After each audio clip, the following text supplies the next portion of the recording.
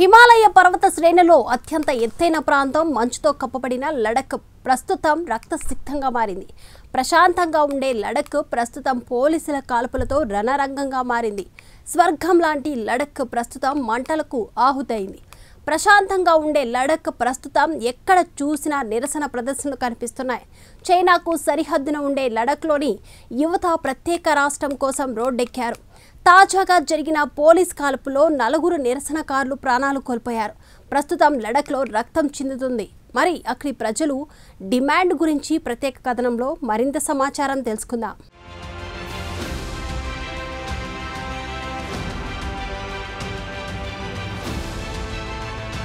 హిమాలయాల్లోని ఎత్తైన శీతల ఎడారి ప్రాంతంగా చెప్పుకునే లడాఖ్ ఇటీవల ఇండియా చైనా దేశాల మధ్య ఉద్రిక్తత ఏర్పడిన హాట్ స్పాట్గా మారింది. అయితే బుధవారం నాడు అక్కడి యువత నిరసనలు కాస్త హింసాత్మకంగా మారిపోయాయి. కేంద్రంలో అధికారంలో ఉన్న బీజేపీ ప్రాంతీయ కార్యాలయాన్ని తగులబెట్టారు. నిరసనకారుల్లో ఎక్కువగా విద్యార్థులే ఉన్నారు. లడాఖ్ రాజధాని లేహ్లో పోలీసులతో ఘర్షణకు దిగారు. పోలీసుల దాడిలో 4 వ్యక్తులు చనిపోగా సుమారు డజను కంటే ఎక్కువ మంది గాయపడ్డారు. దీంతో అదనపు మిలిటరీ బలగాలను లడాఖ్కు తరలించింది కేంద్ర ప్రభుత్వం. విద్యార్థుల నిరసనల్లో పలువురు భద్రతా సిబ్బంది కూడా గాయపడ్డారని అధికారులు తెలిపారు. అయితే గత 6 సంవత్సరాల నుంచి లడాఖ్కు చెందిన వేలాది మంది ప్రజలు స్థానిక పౌర సంస్థల నేతృత్వంలో శాంతియుతంగా నిరసనల ప్రదర్శనలతో నిరాహార దీక్షలు చేస్తున్నారు. 2019లో జమ్మూ కాశ్మీర్ నుండి లడాఖ్ను విడదీసినప్పటి నుంచి లడాఖ్ కేంద్రం చేతిలోకి వెళ్లిపోయింది.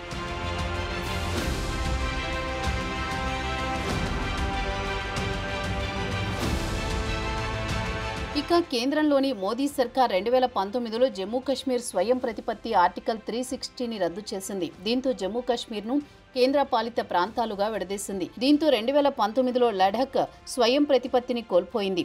ఇక్కడ మెజారిటీ ప్రజలు ముస్లింలు, బుద్ధిస్టులు వీరంతా నేరుగా న్యూఢిల్లీ పరిధిలోకి వెళ్లిపోయారు. అయితే ఇక్కడ ప్రజలు మాత్రం తమ ప్రత్యేక రాష్ట్రం కావాలంటూ ప్రముఖ విద్యావేత్త సోనాం వాంగ్చుక్ గత కొంతకాలంగా నిరాహార దీక్ష చేస్తున్నారు. బుధవారం నాడు ప్రశాంతంగా కొనసాగుతున్న నిరసనలు కాస్త హింసాత్మకంగా మారాయి. లడాఖ్కు చెందిన యువకులు ఒక్కసారి పెద్ద సంఖ్యలో రోడ్డుపైకి దూసుకురావడంతో పరిస్థితులు ఉద్రిక్తంగా మారాయని వాంగ్చుక్ ఒక వీడియో ప్రకటనలో తెలిపారు. ఈ నెల ప్రారంభంలోనే నేపాల్లో జరిగిన ఘర్షణను ఆయన ఈ సందర్భంగా ఉదహరించారు. ఇటీవల నేపాల్లో యువత రోడ్డెక్కి ప్రభుత్వానికి వ్యతిరేకంగా ఉద్యమం చేపట్టి అక్కడి ప్రధాని కేపీ శర్మ ఓలీ ప్రభుత్వాన్ని కూలదోసిన విషయాన్ని ఆయన ఈ సందర్భంగా ప్రస్తావించారు.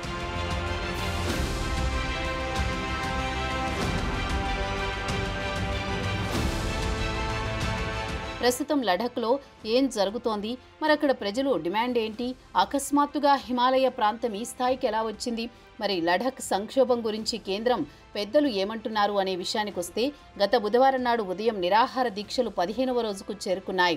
అయితే నిరాహార దీక్షకు కూర్చున్న 2 వ్యక్తులు, ఒకరు 62 ఏళ్ల వ్యక్తి, మరొకరు 71 ఏళ్ల వ్యక్తి 2 వారాల పాటు నిరాహార దీక్షలో పాల్గొనేందుకు ఆరోగ్యం దెబ్బతిని ఆసుపత్రి పాలయ్యారు. దీంతో ఉద్యమానికి నాయకత్వం వహిస్తున్న వారు స్థానికంగా బంద్కు పిలుపునిచ్చారు. కాగా నిరసనకారులు వాదన ఏమిటంటే కేంద్రంలోని మోదీ ప్రభుత్వం తమతో చర్చలకు ఉద్దేశపూర్వకంగానే తాత్సారం చేస్తోందని మండిపడుతున్నారు. దీంతో ఇక్కడి యువత ఇక శాంతియుత పద్ధతిలో నిరసనలకు దిగితే వర్కౌట్ కాదనుకున్నారని వాంగ్చుక్ బుధవారం సాయంత్రం వర్చువల్ ప్రెస్ మీట్లో చెప్పారు. ఈ మీటింగ్లో మాట్లాడుతున్నప్పుడు ఆయన కూడా బౌద్ధ సన్యాసి మాదిరిగానే కనిపించారు.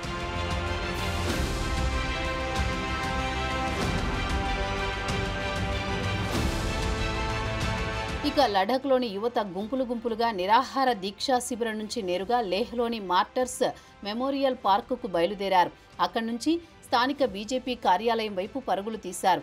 బీజేపీ కార్యాలయం ముందు ప్రభుత్వానికి వ్యతిరేకంగా, మోదీకి వ్యతిరేకంగా పెద్దపెట్టున నినాదాలు చేశారు. అటు తర్వాత పరిస్థితులు ఉద్రిక్తంగా మారాయి. నిరసనకారులకు పోలీసులకు మధ్య జరిగిన ఘర్షణలో 4 వ్యక్తులు చనిపోయారు. ఒక వ్యక్తి పరిస్థితి కూడా సీరియస్గానే ఉంది. మరో డజను మంది కూడా గాయపడ్డారు. లేహ్ చరిత్రలో ఇదే అత్యంత రక్తపాతం జరిగిన రోజుగా స్థానికులు చెబుతున్నారు. దీంతో ఉద్యమానికి ప్రజల నుంచి మద్దతు మరింత పెరిగింది. ప్రత్యేక రాష్ట్రం డిమాండ్ మరింతగా ఊపందుకుంది. ఇక బలిదానాలతోనే రాష్ట్రం సాధించాల్సిందేనని యువకులు పట్టుదలతో ఉన్నారు. గత 5 సంవత్సరాల నుంచి ప్రభుత్వం తమను మభ్యపెడుతోందని, నకిలీ హామీలను ఇస్తోందని ప్రజలు ఆగ్రహంతో ఉన్నారు. ఇక లడాఖ్లో హింస పెరిగిపోవడంతో నిరాహార దీక్ష నుంచి కొన్ని గ్రూపులు ఉపసంహరించుకున్నాయి. కాగా లడాఖ్లో జరిగిన హింసాత్మక ఘటన వల్ల 30 మంది భద్రతా సిబ్బంది గాయపడ్డారని న్యూఢిల్లీలోని హోంమంత్రి మంత్రిత్వ శాఖ ఓ ప్రకటనలో తెలిపింది. పోలీసులు తమని కాపాడుకోవడానికి కాల్పులు జరపాల్సి వచ్చిందని, దీంతో కొంతమంది ప్రాణాలు కోల్పోవలసి వచ్చిందని వివరణ ఇచ్చింది.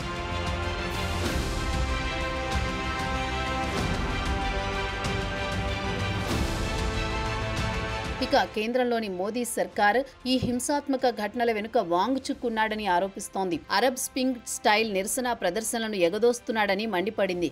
ప్రజలను తప్పుదోవ పట్టిస్తున్నాడని, నేపాల్లో యువకులను ఉదాహరణగా చూపిస్తూ ఇక్కడ కూడా అదే రకం ఉద్యమానికి తెరతీయాలని చూస్తున్నాడనేది కేంద్రం ఆరోపణ.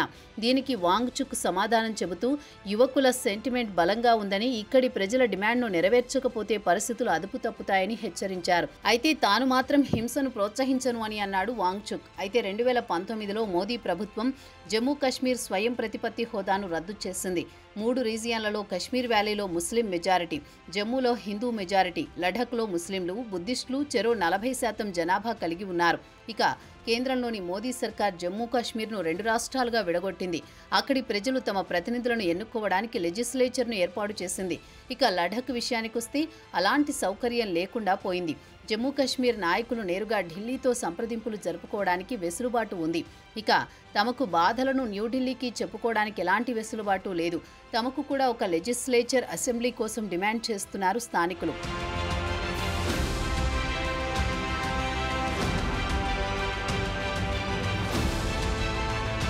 జమ్మూ కశ్మీర్ నుంచి విడిపోయిన తర్వాత లడఖ్ను ఢిల్లీ నుంచి బ్యూరోక్రాట్లు పాలిస్తున్నారు. ఇక్కడ నివసిస్తున్న వారిలో 90% మంది స్కెడ్యూల్ ట్రైబ్ తెగకు చెందినవారు. రాజ్యాంగంలో 6వ స్కెడ్యూల్లో తమను చేర్చాలని డిమాండ్ చేస్తున్నారు. దీంతో తమకు స్వయం పాలనకు అవకాశం లభిస్తుందని లడఖ్ పౌరుల డిమాండ్.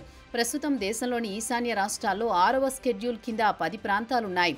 అయితే కేంద్రంలోని మోదీ సర్కార్ మాత్రం లడఖ్కు ప్రత్యేక రాష్ట్రంతో పాటు 6వ స్కెడ్యూల్లో చేర్చడానికి నిరాకరిస్తోంది.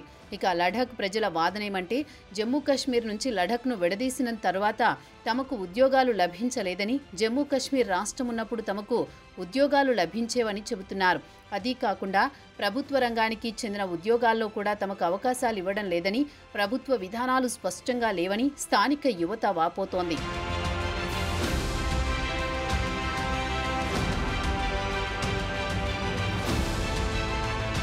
దీంతో గత 5 సంవత్సరాల నుంచి ఇక్కడి యువతలో నిరుద్యోగుల సంఖ్య పెరిగిపోయింది. ఇక్కడి యువత తమకు ప్రజాస్వామ్యబద్ధంగా లభించిన హక్కుల కోసం పోరాడుతోందని వాంగ్చుక్ అంటున్నారు. ఇక లడఖ్ విషయానికొస్తే అక్కడ అక్షరాస్యత 97%గా ఉంది. జాతీయ సరాసరి 80% కంటే ఎక్కువ. ఇక్కడ నిరుద్యోగ గ్రాడ్యుయేట్లు 26.5%కి పెరిగిపోయారు. ప్రస్తుతం వారిలో కేంద్రంపై ఆగ్రహావేశాలు వ్యక్తమవుతున్నాయి. ఇక లడఖ్ విషయానికొస్తే ఇండియా, చైనా సరిహద్దుల్లో ఉంది. తరచూ సరిహద్దులో చైనాతో ఘర్షణలు జరుగుతూ ఉంటాయి. దీంతో లడఖ్కు స్వయం ప్రతిపత్తి ఇవ్వాలంటే కేంద్రం మల్లగుల్లాలు పడుతోంది. ఇక రాజకీయ పరిశీలకుల అంచనా ప్రకారం ఇప్పటి వరకు కేంద్రంలోని బీజేపీ సర్కారుకు కశ్మీర్ పెద్ద తలనొప్పిగా ఉండేది. దాని నుంచి బయటపడదామనుకునేసరికి ఇప్పుడు లడఖ్ వచ్చి చేరిందంటున్నారు. మరి మోదీ ప్రభుత్వం స్థానిక నాయకులతో చర్చలు జరిపి వారికి భరోసా కల్పిస్తే పరిస్థితులను తిరిగి అదుపులోకి తేవచ్చునని చెబుతున్నారు. మరి మోదీ సర్కార్ దీనిపై ఎలాంటి నిర్ణయం తీసుకుంటుందో వేచి చూడాల్సిందే.